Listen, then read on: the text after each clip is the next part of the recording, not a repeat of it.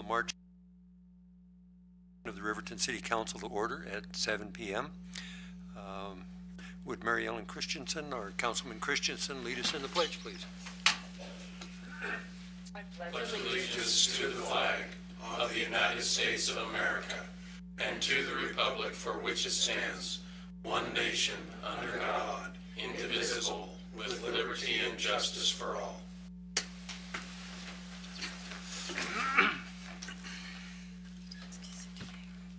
Would the city clerk please conduct the roll call? Your Honor. Councilman Todd Smith. Here. Councilman Kyle Larson. Here. Councilman Mary Ellen Christensen. Present. Councilman Martin Canaan. Here. Councilman Rich Gard. Here. Mayor Ron Warpness. And I am present. The chair would entertain a motion to excuse Councilmember Fabian from tonight's meeting. Your Honor, I move to excuse Councilman Fabian from tonight's meeting. Second. It's been moved and seconded. Is there discussion? All those in favor signify by saying aye. Aye. Aye. Opposed, same sign, motion carries. I declare that we have a quorum this evening. The chair would entertain a motion for the approval of the agenda with the addition of intervening with the state regarding the EPA decision before agenda item number 6 and with the addition of resolution number 1289, support of Riverton Rendezvous Grant application after agenda item number 7.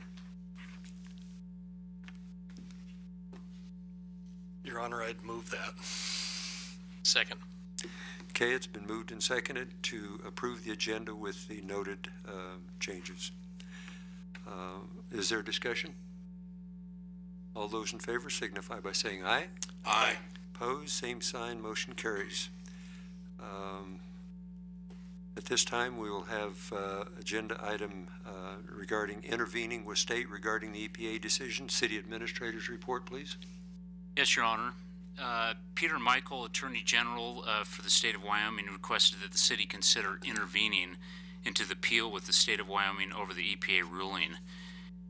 One of the biggest advantages to intervening is that we will have a seat at the table and recognize that the city of Riverton's concerns are being addressed as they go through this process. Initially, we'd considered the idea of teaming up with the county and hiring an attorney and splitting the costs, mainly because the city and the county have very similar issues regarding this. The mayor and I attended the county commissioners meeting this morning to discuss this. The county is planning on using their own city attorney in-house, which means they wouldn't be incurring costs, so we couldn't split it. The county commissioners didn't have any issues with each organization helping each other and consulting in the future. The mayor and I also had a conversation with the Attorney General and posed the question if some of the money that the legislator had allocated, which is Senate File number 75, could be used by the city and or county. They were going to check on that issue. I know the mayor had a conversation with Senator Bebout, and he stated that he thought that was the intent of the legislation.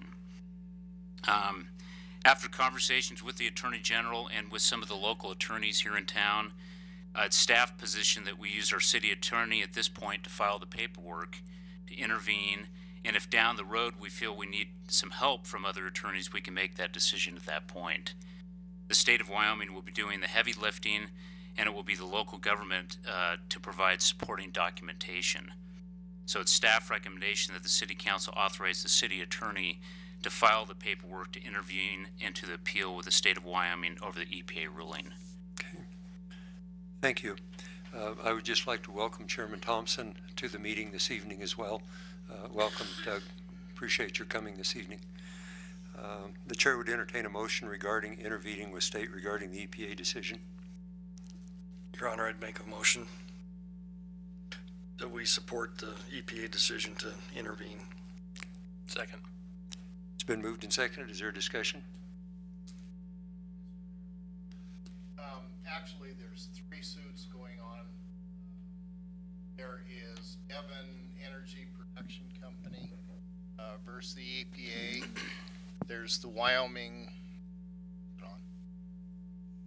Farm Bureau Federation versus EPA, and the state of Wyoming versus EPA. There are 3 separate suits. The court has consolidated them for the purposes of litigation. But if we're going to intervene in one, I believe we should intervene in all 3.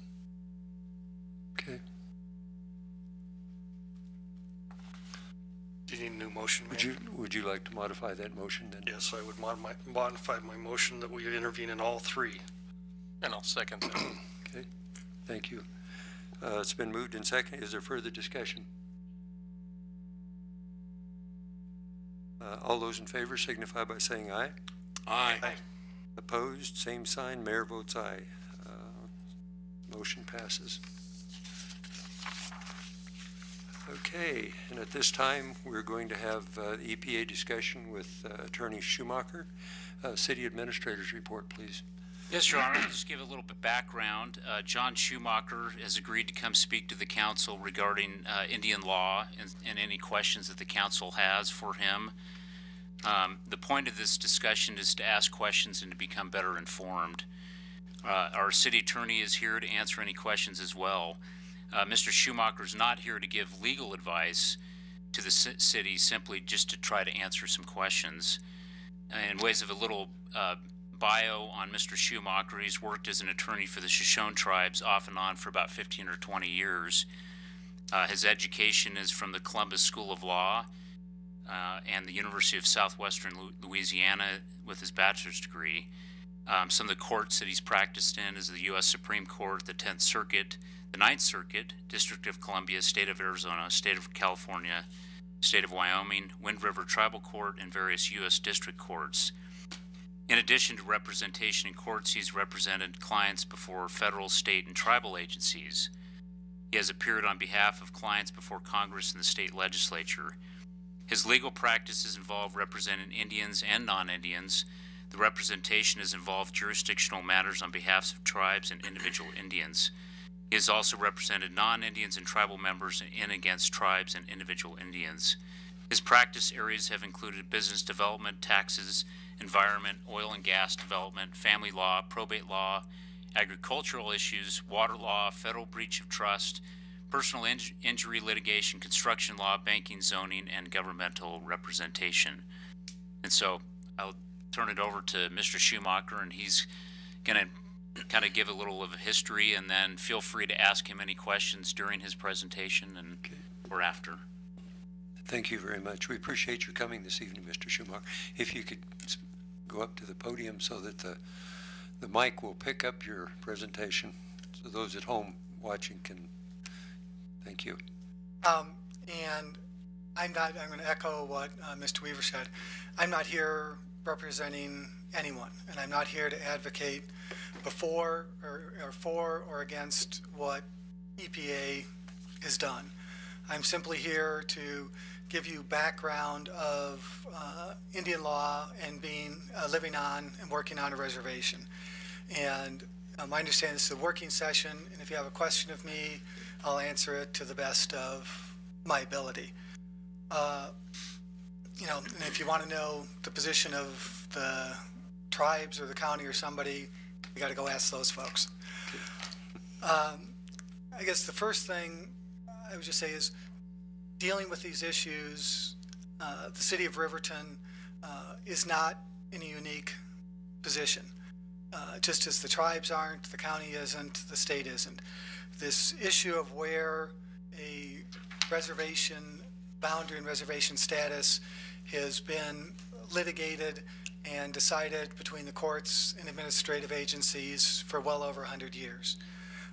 For example, in the Tulalip Reservation, they had a decision on where the reservation boundary was in 1909. And between that time and as of 2 weeks ago, when the Nebraska courts ruled on a similar issue with respect to the Omaha Indian Reservation, this issue has been before the courts in the Klamath Reservation in California, the Colville Reservation in Washington State, the Lake Traverse Reservation in South Dakota, Rosebud Reservation in South Dakota, Cheyenne River Sioux Tribe in South Dakota, Yankton Sioux Tribe, the Colorado River Tribes in Parker, Arizona, where I used to work, the Uinta Reservation in Utah, the Yankton Sioux Tribe in South Dakota, and the Osage Reservation in Oklahoma. And those are ones that just made it to the Supreme Court. There have been a lot of, actually two of those, the Osage and the Colorado River Tribes went to the district court, and that's all the further that they went. And so these issues are not unique. And many times that helps people understand that people have faced them and dealt with those issues before.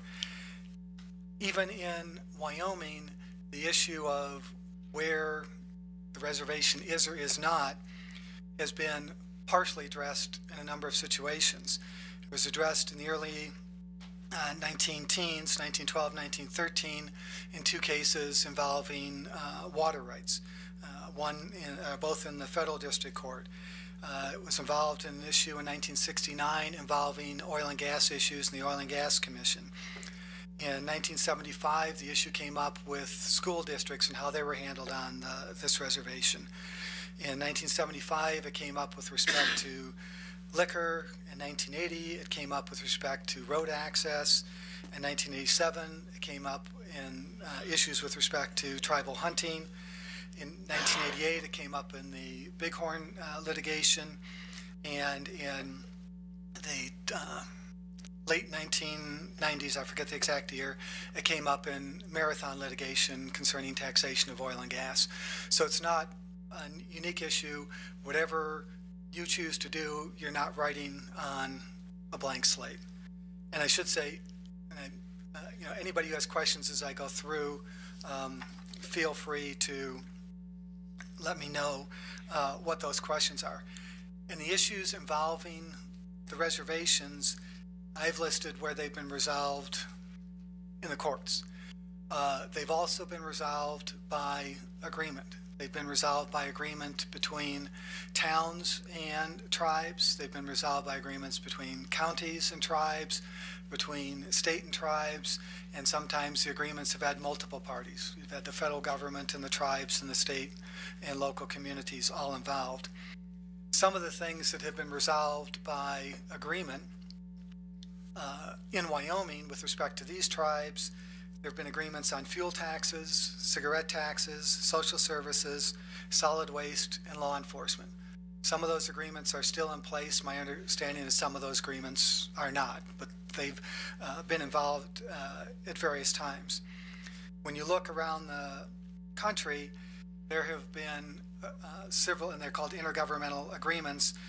There have been agreements on human resources, law enforcement, tax agreements, whether it's oil and gas, sales, fuel, severance tax, government-to-government relations, education, cross-deputization, concurrent jurisdiction protocols with judges where in the civil and criminal arena, there's sometimes where two jurisdictions both have authority, whether it's the state and the tribes, and the judges have an agreement as to how they were going to handle those cases. Emergency management, juvenile justice, land title records, fish and wildlife, water use, development of irrigation systems, child protection, civil commitments, family services. So some of these issues have been resolved in the courts, some have been resolved in by agreement. And I'd kind of like to turn this kind of, what is the general Indian law if someone's on a reservation? And some of these I'm going to respond to because I've either seen something in the internet or heard somebody ask a comment, and so it seems to me those are an issue that ought to be addressed. The first thing is being on a reservation does not mean that the tribes can take anybody's fee land any more than the city could unilaterally go in and take somebody's fee land. That's never happened in any case I've ever seen. The tribes have even tried to do it, and I'm not aware of anything that's ever upheld that that could happen. And to give an example of how it was dealt with in a situation in Arizona where it wasn't fee land, but there were a number of private individuals who had leases, residential leases along the Colorado River, down in the Colorado River reservation. And they had received very cheap leases in the early 60s. They were like $50 for 50 feet of river frontage, which would kind of be around here of $50 for a residential lot in Jackson. I mean, everybody plays in the Colorado River. And they were 25-year leases. And the deal was the tribes gave them a very cheap lease with the idea that they would build a home or something on that property. And at the end of the 25 years, the tribes would end up with a piece of real estate that they could then have. So they were cheap lease to get the improvements. At the end of the 25-year period, the non-Indians said, well, hold it a minute. You know, I've built this $500,000 house, and you're going to say it's not mine anymore. And, you know, under a lease, you know, the lease expired, and that was the deal they struck. And the tribes there looked at it and said, look, you know, they didn't really want to be in the landlord business, but they also had struck a bargain. And so what they did is they said, look, what we're going to do is we're going to renew your leases for 100 years, and we're going to let you freely transfer that to anyone else. Prior to that time, anytime one of these people wanted to transfer their lease, they had to come to the tribes to get approval. And sometimes the tribes would give it, and sometimes they wouldn't. It didn't mean they lost the lease, they just weren't able to transfer it. And there the tribes said, we're going to increase the base lease by a modest amount, but what we're going to do is when you transfer your property and you sell it to someone, we're going to impose, in essence, was a transfer tax, just as if some states have a tax that you pay when you sell a piece of real estate. And what happened there is it created a free market in those leases and houses. So something that was difficult to sell and you might be only able to sell for $100,000, now these people could sell their property with the leasehold for $750,000 and pay the fee to the tribes. That's how it was handled in a way that worked for the tribal interest and the other interest. An example of how that cannot work is another tribe in Arizona had the same situation, entered into these leases, and there the tribe said, we're just going to stand by the agreement, which they had a right to do. And what the non-Indians did in many of those situations is rather than have the agreement be fulfilled, they burned down their houses before the 25-year period ended. So things can get sorted out if people want to talk and be reasonable, but on either side, sometimes people can be unreasonable. That's a choice that everybody has. When you're on an Indian reservation, one of the other issues that comes up is taxation. The first issue is taxation of tribal members. You will hear many times people saying Indians aren't taxed. That's just not true. There are some tax benefits they have, but they pay most of the same taxes that everybody in this room pays. Under federal law, they do not have to pay an income tax on income that they earn from their particular allotment. Some of the tribal members own individual lands, which are called trust allotments. If they're raising cattle on that land, they don't have to pay income taxes on the sale of that cattle. If they raise cattle on their 40 acres and they also lease 40 acres from somebody else, they have to pay taxes on the income derived from that leased land. So it is an exemption from taxes, federal taxes in that regard, but it ends up being a very small amount. And the reason that they get that break is because of a deal they struck 100 years ago when they agreed to accept lands on this reservation and gave up 40 million acres of land in the southern part of this state, in Idaho, Utah, and northern Colorado. So it's not really anything given to them. It was part of a bargain. The other thing with respect to their other federal taxes, they pay federal income tax on their wages like anyone else does. They pay Social Security, they pay Medicare taxes. They pay, if they're off the reservation in Casper, they're paying sales taxes there.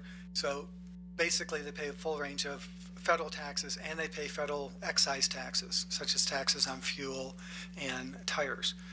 Now, they don't pay state taxes for activities on the reservation because that's their sovereign territory. Okay, and so so the state can't tax a tribal member's sales on a reservation. So, for example, if somebody buys a sandwich at the convenience store in Fort Washakie, they don't pay sales tax on that.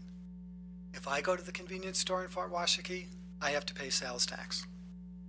Now you can picture the nightmare that is, okay? Is John Schumacher an Indian? Well, actually, probably looking at me, you might think so, but there are actually some tribal members who have light skin. And so, you know, who's an Indian, who isn't? There are some tribal members who look very native, very have high cheekbones, the features, the darker colored skin, who are not in fact tribal members. And so, rather than trying to figure out on an individual case and creates a bookkeeping nightmare, for example, the state has entered into agreements with convenience stores in Fort Washakie, Ethatee, and 789 that says, look, we're going to figure out approximately how much of your business is to tribal members, how much of your business is to non-tribal members, and then we're just going to do a percentage. So when the initial agreements were done, or probably maybe 15 years ago now, the Fort Washakie store did a survey, and they asked everybody coming into the store for, I believe it was 2 months, whether they're a tribal member or not, to see their tribal ID, and they kept track of that. And so my recollection is there it was probably 80% Native Americans and 20% non-Indians. So with respect to fuel tax, the 20% of the fuel that was sold, the tribes paid the tax in to the state. The tribes basically are collecting for the state, is what the courts said can happen. I think the Ethatee store, they determined, was 100% Native Americans, so there was none, and then there was a different percentage for 789. So the state doesn't have that authority to tax Indians on a reservation. Okay. On the flip side of that, the state gets federal payments from the federal government for trust lands on the reservation, and it's called payment in lieu of taxes. And generally, I think that goes into the county accounts. I don't know if any of it ever comes back to your account, but the federal government for reservations around the country, not just Indian reservations, but military reservations, for example, some of the national park lands, they pay these payments to the state because the state doesn't have authority to tax those lands. So on one hand, the state isn't collecting money. On the other hand, it is. The other thing with respect to sales taxes is with respect to this reservation, is the Fremont County Association of Governments, I think that's the right name. They did a study, it would have been the late 1980s, which said that the local community would actually be better off if the tribes collected the taxes, which doesn't, you know, say, well, how does that make sense for the non-Indians?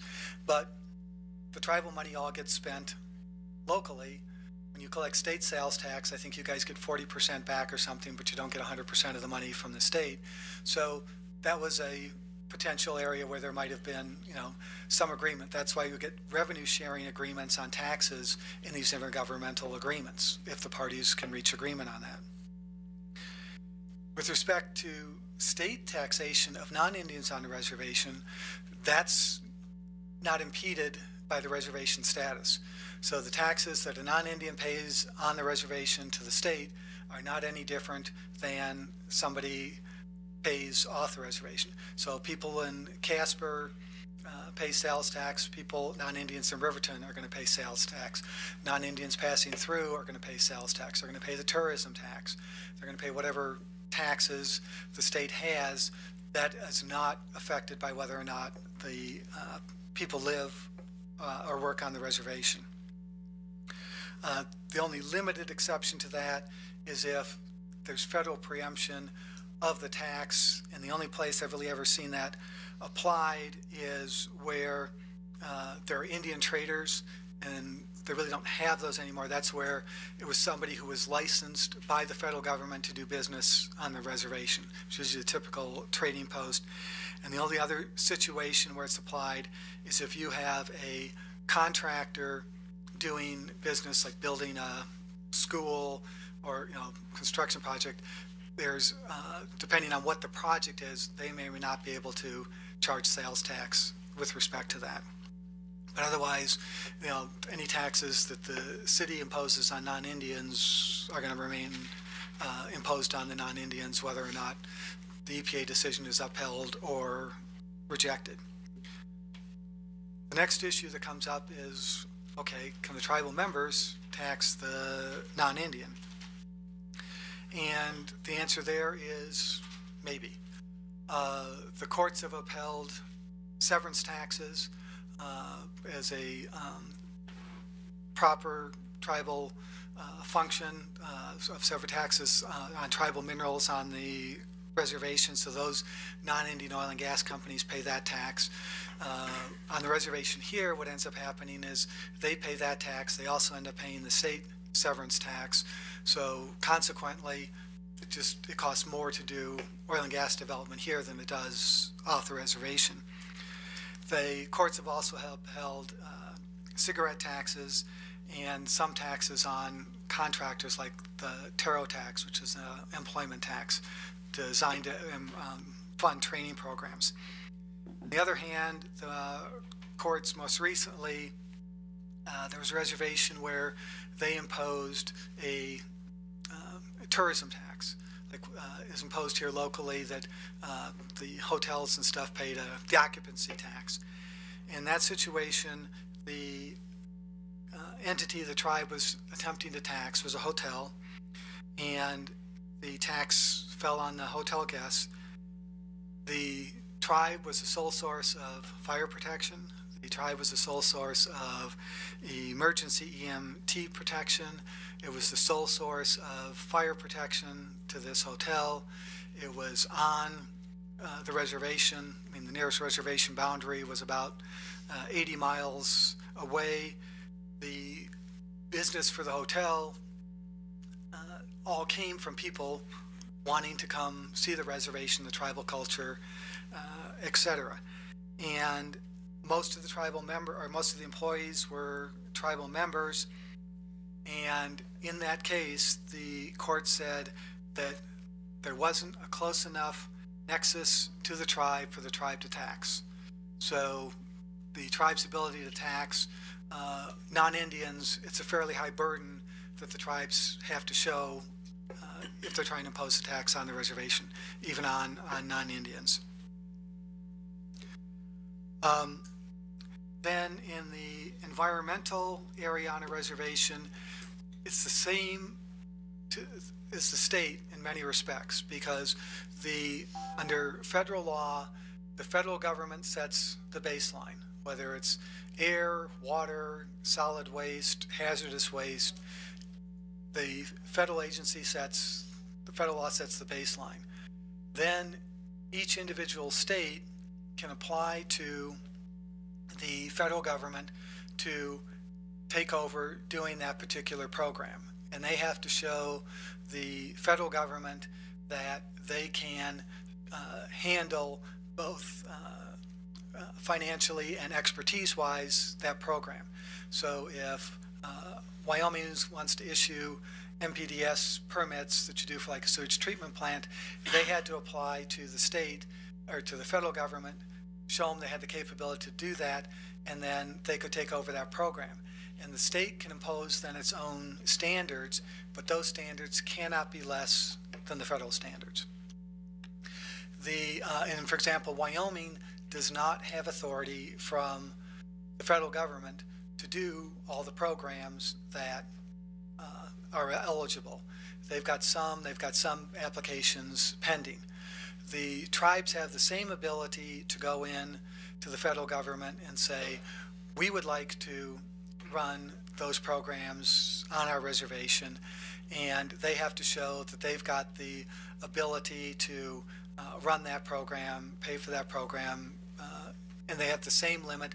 They cannot make standards less than the state, but they can have standards, or not less than the state, less than the federal government, but they can have standards higher than the federal government. And what most happens in most situations is those things happen incrementally.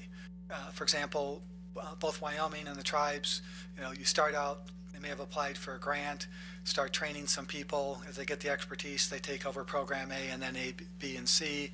A tribe will do that. The issue then is, well, what if the standards are different?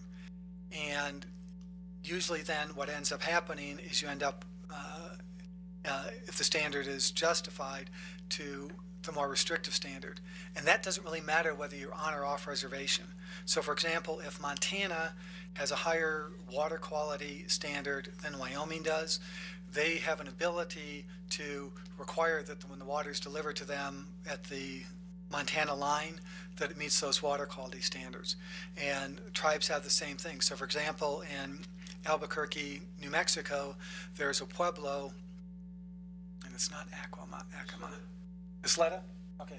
That is just below, downstream from Albuquerque, and they have higher water quality standards. Albuquerque is not on the reservation, and Albuquerque has to deliver water to them to meet those standards. I mean, they established the standards after doing their technical research, and those standards were upheld. So in the environmental area, it's basically the feds are the floor, and then states and tribes can take over those programs.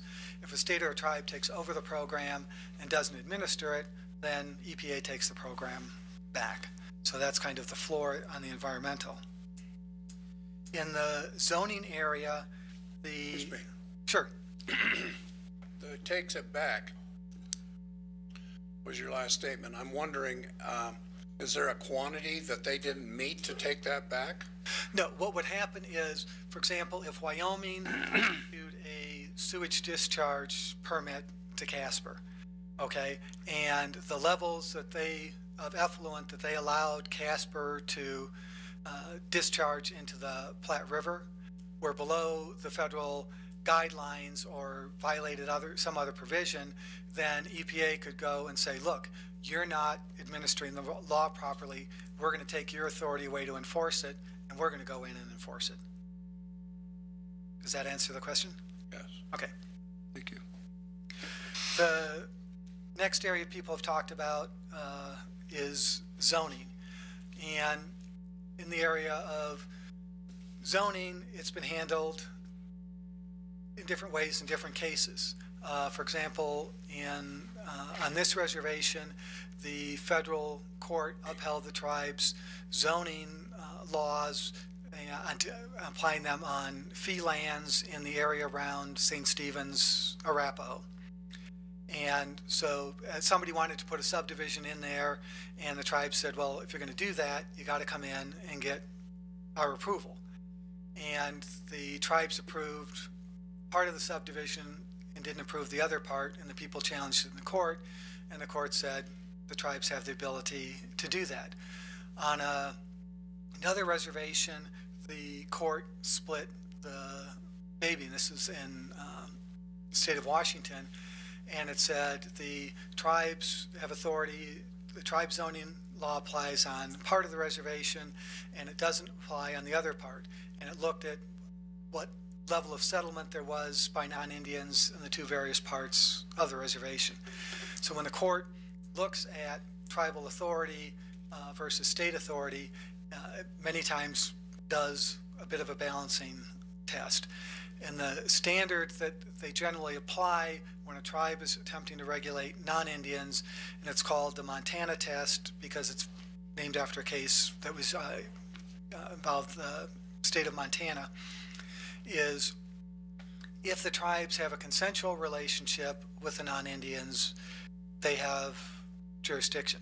So for example, if a tribe enters into an oil and gas agreement with the company, they have jurisdiction over those companies' actions with respect to things related to that contract. If there isn't consensual relations, then the courts look to whether or not the activity the tribe wants to regulate has an impact on the health, safety, or economic welfare of the tribe. So in the zoning case where they kind of split the baby, they applied those and said the tribes had a greater interest in the area called the closed portion of the reservation, which is the area that hadn't been opened up to much settlement, and they said the tribes had a less interest in the area that had been opened up to more development. So that's kind of how it's been applied. In the liquor area, if someone wants to open a liquor establishment within a reservation, they not only have to get tribal permission, they have to get state permission. So for example, trying to figure out how old people are here. Anybody here remember the Blue Bowl out in Fort Washakie? Not that you went there, but you just remember it was there. Well, that was a case that went up to the U.S. Supreme Court because the tribe said, we have authority to regulate and we do not want this bar in Fort Washakie, Wyoming. And the Supreme Court upheld the tribe's right to regulate that. And then in another case unrelated to this reservation, the court said because of the way Congress has enacted laws related to liquor on reservations, both Indian and things such as Warren Air Force Base, the state has a say as well. So liquor regulation under federal law requires both parties to consent. So if the tribes don't approve, it's not approved. If the state doesn't approve, it's not approved. And what happens in some reservations is they have a dual process. So instead of going to the state or county first or the tribes first, they have just one process. And it gets reviewed by both governments, and both governments talk about it, and then they make their decision. And most times they reach the same result, basically because they'll have the same concerns. You know, they're either concerned about the amount of liquor, or they're concerned about the location, being too close to a school, or the person applying has had, you know, a long history of serving to minors, and that's how they've worked that out in the liquor area. Councilman Guard, can you address the chair, please? Thank you. Mr. Guard, Councilman Guard.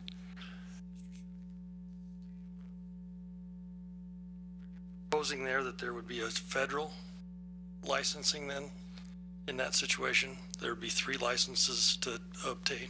No, in the liquor area, it's just state and tribal. State and tribal. Federal law is what makes in most instances, government A or government B can do it. In respect to liquor, the way the federal laws are written, it actually requires both of those governments. The federal doesn't issue it, it's just federal law creates a situation where you have to have both government approvals. So there isn't any oversight by the federal, there's no licensing by the federal government at that position, just state and tribe, correct? Yes. Yeah. Thank you. The next area is hunting and fishing. The law is clear that the tribes regulate hunting and fishing on their lands. On fee lands on a reservation, it's generally state regulation unless there's a conservation issue that would suggest that tribal regulation is appropriate. So basically, if the state of Wyoming had hunting regulations that said that you can take unlimited mule deer on fee lands within the reservation, and the mule deer population was being decimated, that might be a situation where then tribal regulation was appropriate. In the hunting and fishing area, in practical purposes here locally, my experience has been the federal and the tribal guys coordinate. I remember at one point the Wyoming Fish and Game in the 1990 said the reason the mule deer population in the area around Pavilion was so good is because the way the tribes manages the mule deer on the adjoining lands. So in those, they've cooperated because people in those agencies have the same interest. You know, they want to have wildlife for people to hunt, and they want to have wildlife for people to go out and experience. With respect to water rights, in this case, the Bighorn decision is there.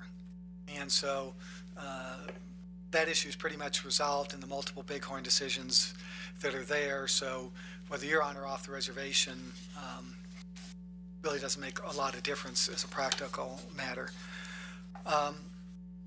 With respect to criminal jurisdiction, the rules, whether you're on or off a reservation, change. And criminal jurisdiction is complicated because it depends on who committed the crime, who the victim was, what the crime was, and where the crime was, and the location of the crime. So generally, if you've got non-Indians against Indians, it's generally going to be a federal jurisdictional question, but they apply state law because the federal government doesn't have a bunch of laws, for example, like assault and battery. So there's a federal law called the Assimilative Crimes Act that says that on a reservation, if the federal government doesn't have a law that applies for a particular crime, it borrows the state law and applies that. It becomes a federal crime, but the state requirements of what elements of the crime have to be proven are used in the federal court system. If it's an Indian against a non-Indian, generally it's going to be federal jurisdiction using state law unless the offender was published in or punished in tribal court. So if a tribal member were to assault me and they're arrested by the tribal police and convicted, excuse me, the flip side of it, yeah, that tribal member was convicted and sentenced, then you wouldn't see a federal prosecution for that. If it's a non-Indian against a non-Indian, it would be state law that would apply. In the criminal area, there are two issues. One is who's arresting people, the other who is prosecuting people. What a number of reservations have done is entered into agreements about what they call cross-deputization. So, for example, the BIA police are authorized to be state law enforcement officers, and the state officers are authorized under tribal law, and the tribal law officers are authorized under federal and state. Everybody's authorized to arrest. And the reason for that is because they want to be able to know that when an officer goes out to a call, the people need to listen to the officer, whether he has a green uniform, a blue uniform, a black uniform. They don't need to be out on Friday night with somebody arguing the niceties of legal jurisdiction with them. And an interesting thing has come up many times is you'll do that and the state people will say, well, hold it a minute. The tribal officers aren't as qualified as the state officers. And what they invariably find is the tribal officers are probably trained more than the state officers because they usually go through the federal training program when they're trained as officers because they're authorized to enforce federal law as well as state law. And then what happens if you have a cross-deputization agreement is then on Monday morning, the lawyers, the county prosecutor, city prosecutor, tribal prosecutor, sort out and say, okay, who has jurisdiction under the law to enforce this? Is it the federal prosecutor? Is it the county? Is it the tribal? And so you take the person in, and let's say it's decided that their tribal law applies. And so the individual goes into tribal court and he says, you can't charge me because I may be Native American, but I'm not an enrolled tribal member, so you don't have jurisdiction over me. And so the tribal court says, okay, you've made your argument, I don't have jurisdiction. And the officer, maybe a state officer who's there to be a witness in the trial, and the tribal court can simply say, okay, if the person hadn't been bonded out, it said, officer, go take him down to state court, because they have jurisdiction, and that officer testifies in state court. Because the goal of the governments when they worked out that agreement was that the criminals really don't care who has jurisdiction. They just don't want to go to jail. The governments care that people are safe in their homes, and that's how those situations have been handled by cooperation. If there's not that kind of agreement, you know, they end up getting handled by a case-by-case basis with many times you'll have both a state and a tribal law officer called to the scene, and they try and sort out who they think has the authority to arrest the person. Then the other thing with respect to criminal jurisdiction is you've got the case in Omaha that was just decided, in the Omaha Indian Reservation, Nebraska, that was just decided. You know, it's like, okay, well, what happens to people who, in that case, they said the community there was on their reservation. You know, what happens to criminals and stuff? In many cases, nothing. If the criminal was sentenced pursuant to a plea agreement, there really isn't an issue. And then the habeas corpus rules would kick in on an individual case. I mean, nobody really opens up the doors and says, let people out. Now, that's not to say in a situation you might not have somebody get released, just as you would today, or let's say 3 years ago, if somebody was improperly arrested, they might have gotten let out because the state didn't have jurisdiction, or the tribe didn't have jurisdiction, or the federal government didn't have jurisdiction. But nobody really opens up doors from the reservations I've worked on where you've had to deal with this issue. Because I was in Parker, Arizona when their decision was made, and you know, there wasn't any release of prisoners that occurred at the time. With respect to civil cases, if there's a non-Indian that's suing an Indian for an activity on trust land, the tribal court will generally have jurisdiction over that. If it's an Indian that's suing a non-Indian on trust land, they could choose to bring the case in tribal court, or they could choose to bring the case in state court. And when two courts have authority like that, it's concurrent jurisdiction. If an Indian's suing a non-Indian and it occurred on fee land, it could be state jurisdiction, or if there's a significant tribal interest, it might be tribal jurisdiction. So, for an example, there was a case involving an injury at McDonald's in Riverton, and it was brought in tribal court, and it was in the federal court, and the issue is whether Riverton was on the reservation, and if it was, who had jurisdiction. And the federal court in that case said, I don't have to decide whether Riverton's on the reservation or not, because the connection between the tribes and that particular injury with a customer at McDonald's, they said, didn't meet the Montana test. And so the tribes didn't have jurisdiction, so the people had to refile in state court. So where the box is doesn't necessarily solve a lot of issues. It's really, you got to look at each individual case. And if a non-Indian is suing a non-Indian, that's generally going to be in state court. But if, for example, I and the mayor are in a dispute over a business we have in Fort Washakie and we want to go to tribal court, we can do that. That form is available for us to use.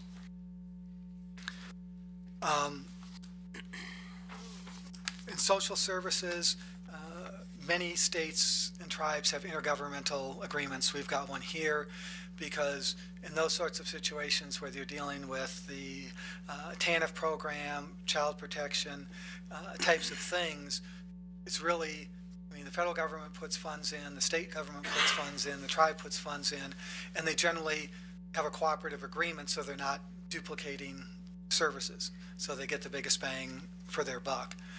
So that kind of how that jurisdiction gets sorted out. In the area of economic development, If you're on a reservation, there are certain federal tax advantages.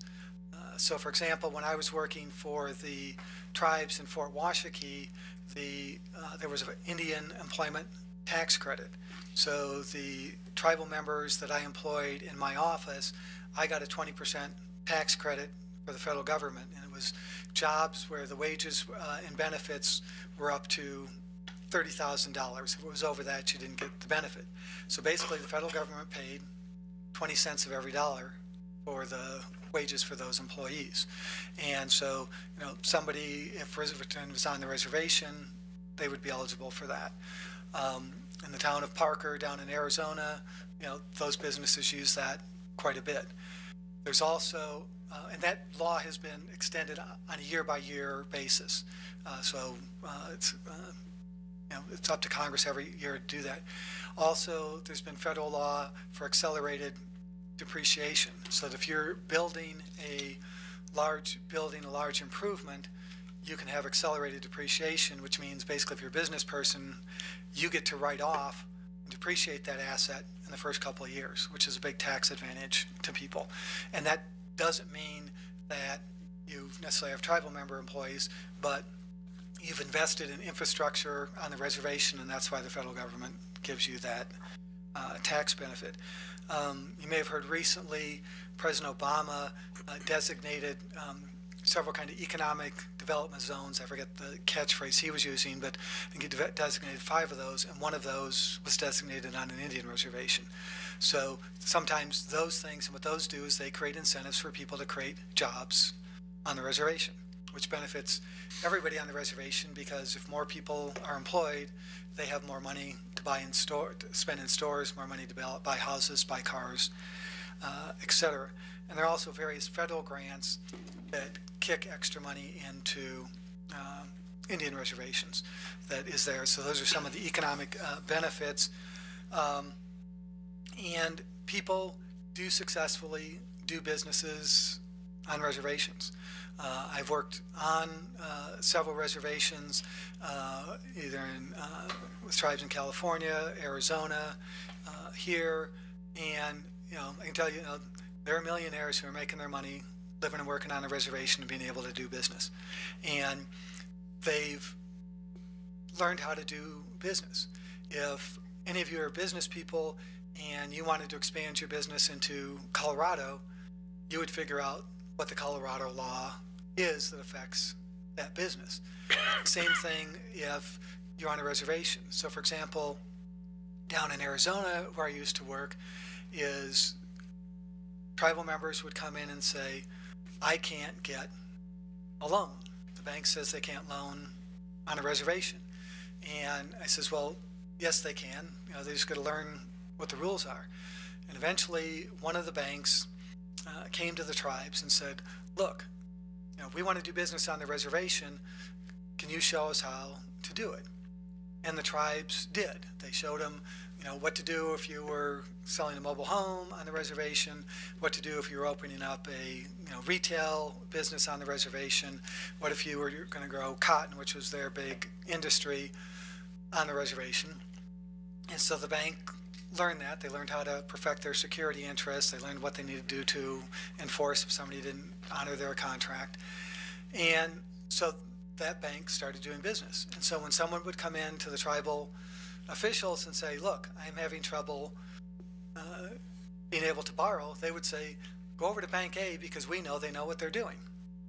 And it only took about a year and a half where several other banks came in and said, oh, teach us how to do it, because they saw that Bank A was making all kinds of business, and the tribe showed them how to do it.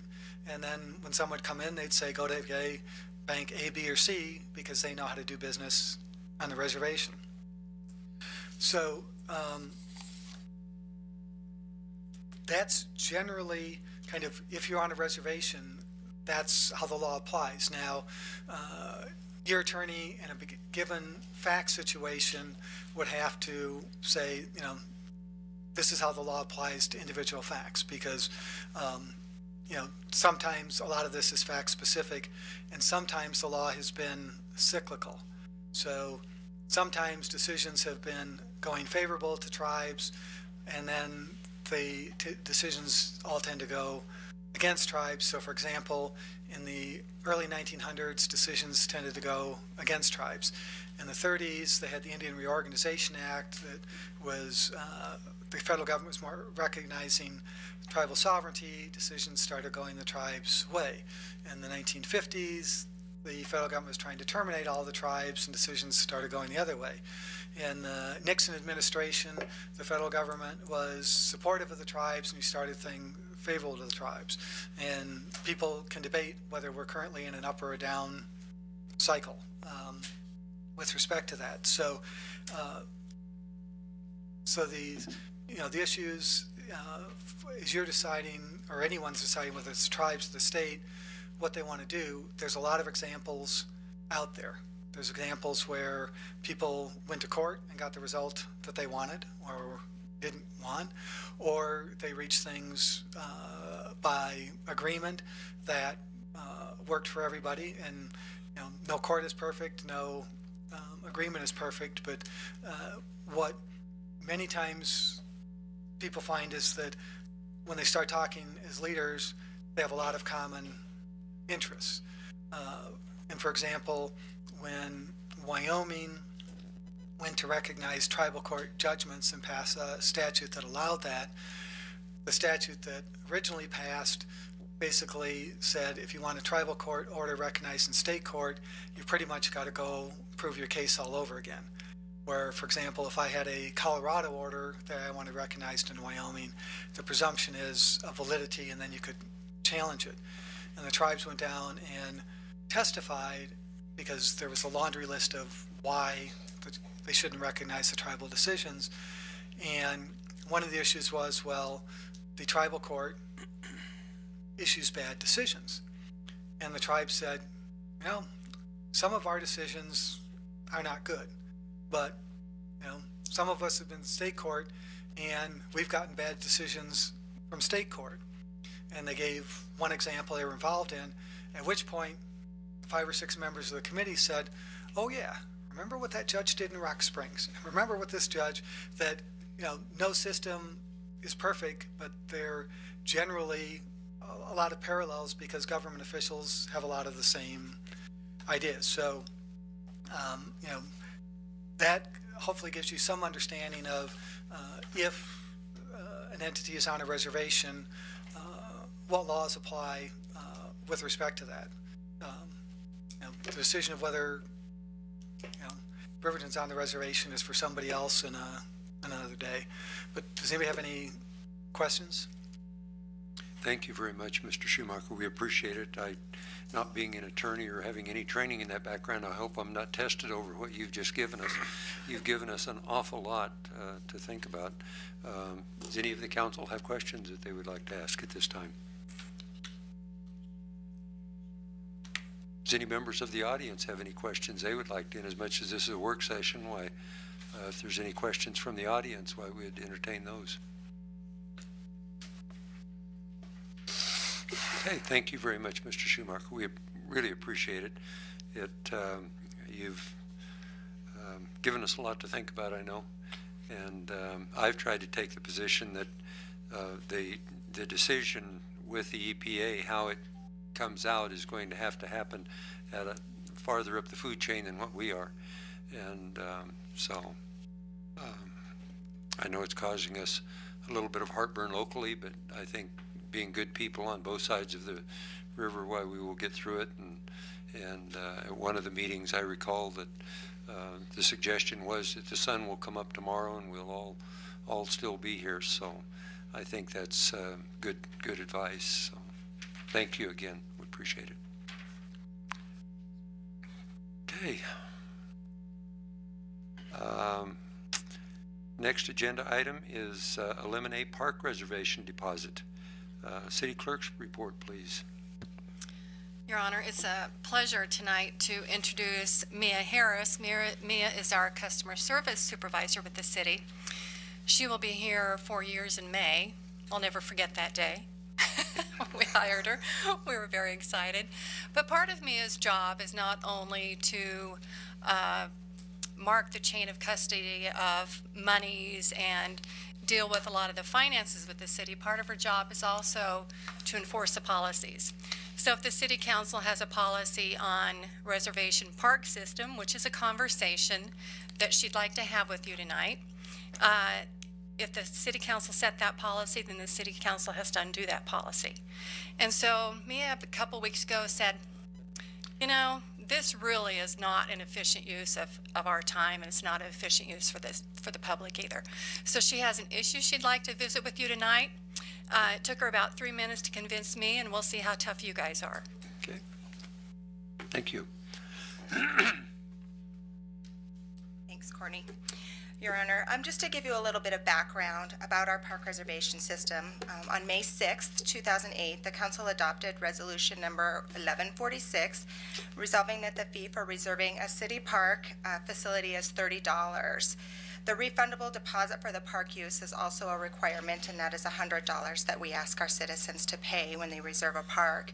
Should the park facility not need to be cleaned up or repaired in any way after the reservation, then the deposit is returned back to the citizen as a whole. Since the inception of the resolution, the city staff has received an average of about 113 park reservations annually. When the reservations are reserved or received, the fee is accepted and processed along with our daily deposits. With our daily receipts. However, the deposits are accepted and held at City Hall until after the reservation. Because the city is serving in a fiduciary capacity, this process requires that the funds are actually processed in a dual custody environment. So what that means is it takes 2 employees when we receive that money, to log it into a spreadsheet. We then lock it up into a dual custody situation where it requires 2 keys and 2 employees to hold that deposit. Then after the park reservation is completed, it takes 2 employees to pull that money back out of our dual custody situation. We then log and initial that both of us have withdrawn that money out of the custody, and then we shred that together. When a citizen comes in, if they should happen to pay cash for the reservation, then it does require not only everything that we just went through, but also for them to sign off that they actually received their money back from us. So as you can see, it's quite a process for us to have to process that. In addition, say they sign a log, then the city is also receiving responsibility for the security and control of the funds when accepting the deposits for the reservation. Since the passing of this resolution, we have not withheld 1 deposit from a citizen. So it's been since 2008 that we've been following this procedure. In the interest of protecting their deposits, we do have citizens inquire as to what happens after they use the park. Do we have a park staff that actually goes back and views the area to verify that it has indeed been cleaned properly? Just due to budgetary constraints, we don't have a park staff that goes back and double checks on them. So therein lies the question, as if a reservation, a park shelter was left unclean, whom really is the person that didn't clean it? It's very possible that another party could come in on a weekend or an evening and utilize the park shelter and leave it in an untidy condition, and it wouldn't necessarily be the person who actually took the responsibility of making the reservation and paying the deposit. I have explored other park reservation procedures in 6 other Wyoming communities, and 3 communities don't charge a deposit at all to citizens. Of the 3 remaining communities that do charge a deposit, there was only 1 instance where a city or a community retained a citizen's deposit, and that was due to the fact that they actually drove a vehicle over a sprinkler head and did damage to the sprinkler, but the cleanup process itself had been completed. So I guess at this time I'm just asking for some consideration to possibly amend the fee system regarding the park reservation system and make some changes with regards to our deposit requirements. Thank you very much, Mia. Your Honor, Yes. I just want to clarify what we're doing here. This is kind of in response to our goal-setting session. We're bringing things forward that are maybe hot topics that you can discuss. We're not looking for an action item, meaning that we're going to amend them tonight, but you'd give us some direction so we would prepare a resolution to eliminate those or modify them however you feel. But that's the point of these 2 discussions that we have going on tonight. I guess just my personal reaction would be we're taking action on 2 items this evening, and in as much as it's a work session, I certainly like to entertain that. It sounds like it's a very valid discussion item, and something for us to think about and bring up at the next meeting with, and then to take action on it, but to let us think about it a little bit. Same thing with the taxi cab and tree trimming that's coming up next.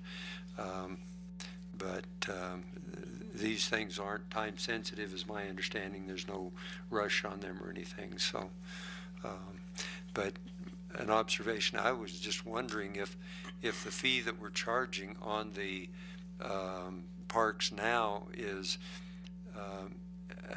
helping suggest to the community that they are of value to the community, and so it's going to cost you something to use them. And if we take that away and say, well, you can just use them anytime you want, before long they become just you know, something that isn't of value or isn't important in the community.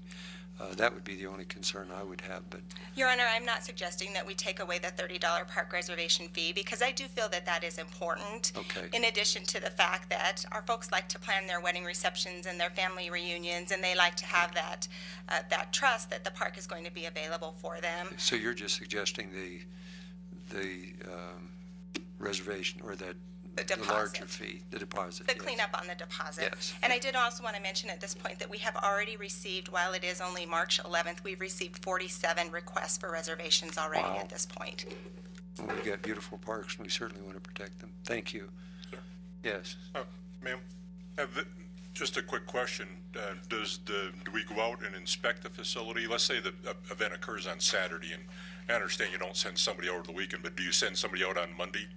Actually, we send somebody out every weekend, even on Saturdays and Sundays, to verify that the restrooms are in good condition and that they're fully stocked. But they only do that in the mornings on the weekends, and so therefore, after any reservation, they don't necessarily go back and check that. Okay, but do they go, let's say, like on Monday? Oh, yes, absolutely, yeah. Okay. Have we had an instance where they've gone out on a Monday and found the place trashed? Actually, I spoke with the park superintendent in preparing my presentation, and no, he has not had an instance outside of a normal, regular weekend usage of the parks. Okay. Thank you, Councilman. Anyone else have any questions of Mia this time? Okay, thank you very much, Mia. Okay, eliminate taxi cab, tree trimming, and private investigator licenses. City Clerk's report, please. Your Honor, again, we come across policies or laws or regulations that we try to enforce from an administrative standpoint. It doesn't always work.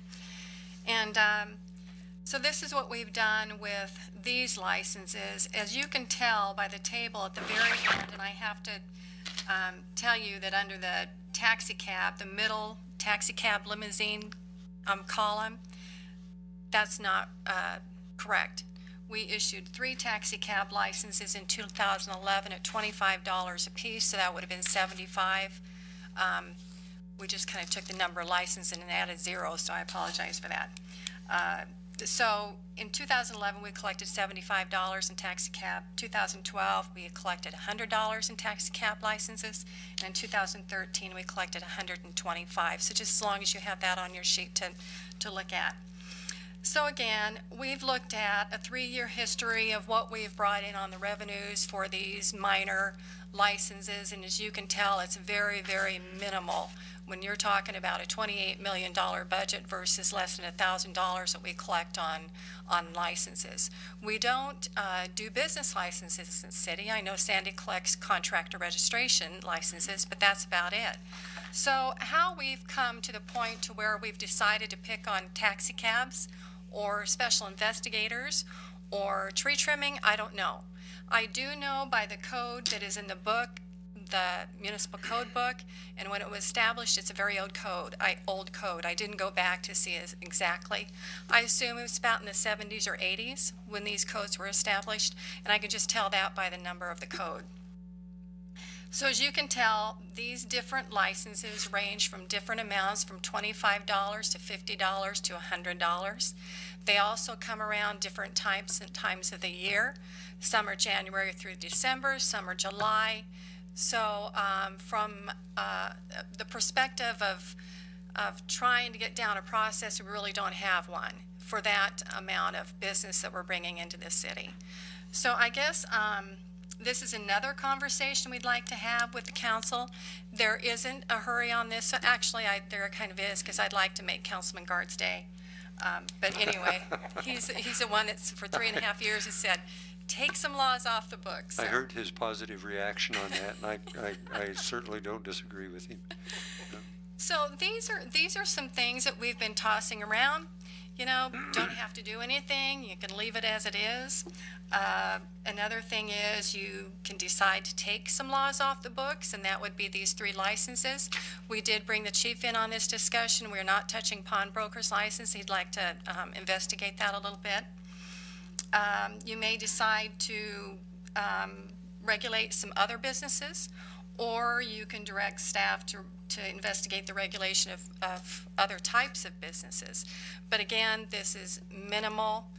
It's the opportunity to get more efficiency from our employees. It's also an opportunity to get some laws off the books. And again, your mayor or your honor, it's just a matter of discussion. Nothing has to be decided tonight. It's just an opportunity. Council have any comments? Yes, Councilman Canal. I'll ask another one here. I don't have any problem because I agree the fees are minimal. But reading through some of them, like for example, the taxi cab, where it says that again, if it gives our, the chief over here the ability to pull that license, if he feels the need to. If you take that ordinance off the books and you fall back on the state one, are we going to get ourselves into the situation like we have with the liquor licenses, where now all of a sudden he's doing business in the city, but really we can't do anything about it, no matter how he operates his business? That would be my only concern there with some of the, like the, it has a thing in here about the tree trimming where the city engineer has to go out and make sure that he's doing the job properly, that he has to abide by that. So again, if that goes away, are we gonna, again, I wouldn't want somebody out there, quote, leaving a mess, and then all of a sudden the city having to go clean it up because we don't have anything to fall back on to say, well, you're required to do this. Your Honor, I think that is a good question for the chief, and I'd like the chief to respond to that. But what I will pass on to you is we get inquiries from citizens that said, well, I saw so-and-so out trimming trees. Does he have a tree trimming license? The city, again, doesn't have the resources to go out and enforce and see how many people are trimming trees. A lot of them will, for instance, we had a neighbor that didn't have a pickup. So we went over and helped him. There's elderly people that need help. Are we going to issue a $25 license so they can go help someone for a day? There is no way to regulate or enforce these kind of licenses, even with taxi cabs. There's nothing that we can do to stop people to say, are you running a taxi cab business? So it's just little items like that that we are not able to enforce as far as a human resource standpoint. And Chief, you might want to address the question. Sure, Your Honor. I think that's a great question, but realistically, what would it take, as a, a legislative body, what would it take for you to want us to take away a license from a taxi cab driver that's his livelihood and he's regulated by the state? And so that's kind of what we have our staff discussion about, is what circumstances would cause us to pull someone's license when the state wouldn't. Mostly what the state is regulating, and what our typical regulation has been for, is to make sure they're insured and that they're licensed properly, that the driver's license is appropriate. And again, those are both done by the state. We get notices on occasion that the state has suspended someone's taxi cab license, and then so we contact them to make sure that they understand that their license has been, stopped by the state. But we couldn't think of a circumstance where we've actually ever had the desire outside of the state's purview to take a license away. We did have notice one time that a guy had been suspended, his license had been suspended. We had a detective at the airport get picked up by that taxi just to see if he in fact was going to try to charge a fee for that ride. He did, and he was issued a citation. But again, nothing would change if we didn't regulate it, because we wrote him a ticket based upon his status with the state, not his status with us. So I mean, I think there always is that potential, just like the liquor licenses, but it's been our experience so far that we're using the state regulation anyway. Thank you. I was watching the news the other night, and New York was having a similar problem, I think, with their taxi cabs, that now with the electronic ability, why there's people that are taking their vehicles and using them as taxi cabs, and, you know, just on Facebook or whatnot, where they can hook up with someone that needs a ride, and the only people that were complaining about it was the taxi cab company, and they were just having huge protests over it. And so I don't know, it certainly makes sense to me that if it's being regulated by the state, I'm not sure that we would need to be involved in it. But Your Honor. Yes, Councilman Guard. Don't we meet on almost every Tuesday night? And if we have a problem, we could write another ordinance. But as it seems to me, we don't have a problem. Yep, I agree. And so why do we carry this and give people the impression that we should be out regulating tree trimming and checking who's got the most limbs in their tree and who's got the most in their truck? You know, I just don't think we have the law enforcement to do that. If it becomes a problem, I'm sure that we could take that information from the chief and organize it into something that the chief would like to use, and then it would be of value to us. Right now, it's not. Your Honor? Yes. The best our discussion at staff really was about that most of these laws probably came into effect over a bonding issue. Someone damaged somebody's property while trimming their trees. Somebody got into a cab which was in a crash and they didn't have the proper insurance. And so we're requiring them to post a bond with the city, which we held indefinitely in case something like that happened. We got rid of the bonding requirement about 3 years ago for taxi cabs because the state's requiring insurance. And really, other businesses have the potential to cause damage to someone's property, and we're not collecting bonds on those fees too. So I think historically that's why we regulate them, but I think that era has passed. Okay, thank you. Any other comments? Okay. I from what I'm hearing, I think it would be worthwhile to put something together to take those off the books, Mr. Weaver.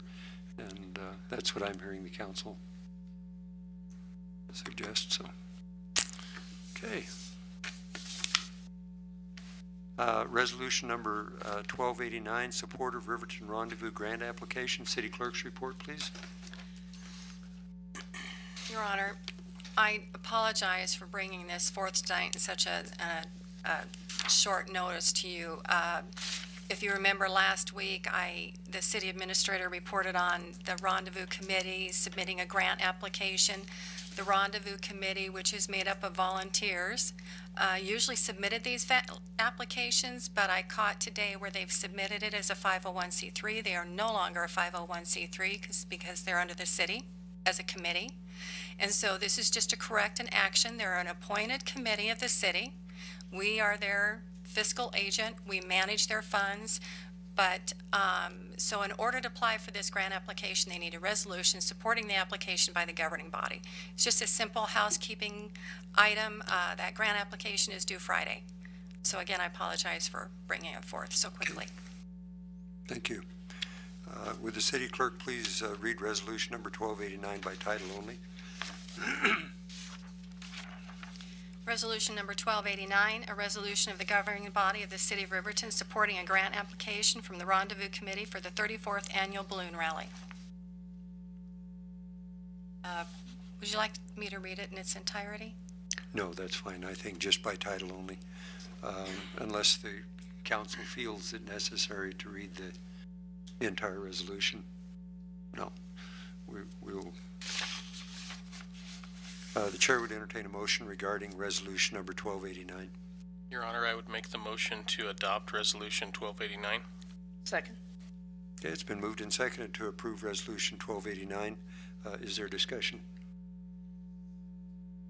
I certainly agree with you, Courtney, that the Rendezvous Committee is a wonderful committee, and we've been involved with the annual balloon rally for years, and it's just a wonderful event. And this is just one of those snafus that we have to take care of, I guess. So, Okay, we've got a motion and a second to approve resolution number 1289. All those in favor signify by saying aye. Aye. Opposed, same sign, motion carries. Mayor votes aye. Okay, I guess if there's nothing else to come before the council this evening, the chair would entertain a motion to adjourn the work session. Your Honor, I'd make the motion to adjourn. Second. It's been moved and seconded. All those in favor signify by saying aye. Aye. Aye. Opposed, same sign, motion carries.